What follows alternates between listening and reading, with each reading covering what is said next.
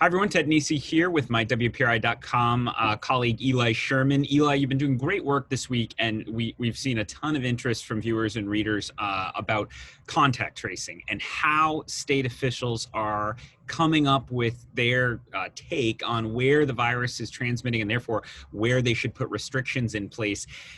Earlier this week, you reported on how much trouble the state seemed to be having with contact tracing, with fewer than 5% of the cases over a period they gave you data, actually having people call the contact tracers and say where they'd been. Today, though, Thursday, you've gotten some more data that was analyzed by IBM, also Rhode Island data. Can you tell us kind of what this new data is and then what it tells us?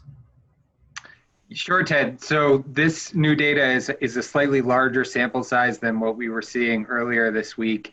It's about 4,000 cases between September 14th and November 4th. And during that time, IBM has determined that based on contact history of those who have been infected, about almost 60% of those transmissions have been happening outside of the home. The other 40% have either been happening inside the household or between family members. What's interesting is that taken by itself, the household transmission is by far the largest driver because in the community, it's happening in a lot of different places. The number one place that it's being seen in this analysis is at the workplace. That's about 36% of that 60%. And then the other two major places are at places with a setting where there's a customer, so that could include a restaurant or a bar. And then 11% is at places like recreational sites, sporting events, or church or parks, that type of thing. So this additional data, people might wonder how people might remember the state's partnership with the website Salesforce, the company's Salesforce, and then IBM works with them. Do you know how they are developing this data set? Is this also just the contact tracers calling people? Is it cell phone data? How are they doing that? Yeah, it's the contact tracing data. Like you said, IBM and Salesforce have artificial intelligence partnership. I think I read that, Watson people might associate with IBM. That's sort of their artificial intelligence arm. And Salesforce do this type of work. That won Jeopardy. That's right, with Pete Jennings, competed against Pete Jennings.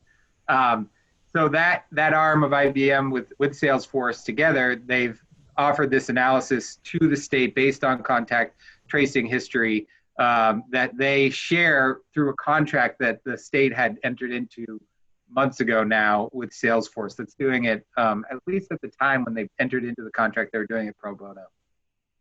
And the last thing I'll just say is, one thing we've been hearing is that, contact tracing works best when you have a relatively small number of cases, right? Because you have enough people to make the calls, tell people, et cetera. But we've been hearing from viewers since you published your first story this week. They're saying, I'm not hearing from the contact tracers. And it sounds like experts actually aren't shocked by that based on how much COVID is around. Yeah, you nailed it, Ted. Really, contact tracing is an effective measure when you can contact those who are being infected. What we've seen in the last month is such an increase in cases through the second wave of the pandemic that the state's workforce that does this type of work, whether they be case investigators who contact those who get infected or contact tracers who contact those that the infected came into contact with, is just not enough. And they're being overwhelmed. We heard it through our reporting. A lot of people reaching out saying, hey, nobody's reached out to me. I was infected days ago. We had one person who said that they had taken it upon themselves to reach out to their own contacts because they felt that was the right thing to do and they hadn't heard from the state. So, you hear national experts, I should say, saying that a lot of states are moving towards more population level mitigation response strategies because this more targeted work like contact tracing is just becoming ineffective at this point. All right, Eli Sherman, he has been our data guru for this entire pandemic, and you've done really fantastic work. I've learned a lot from you, Eli, and I know viewers and readers have too. We will keep on this on 12 News, on WPRI.com, Eli and the rest of us on the Target 12 team, and we'll see you back here next time.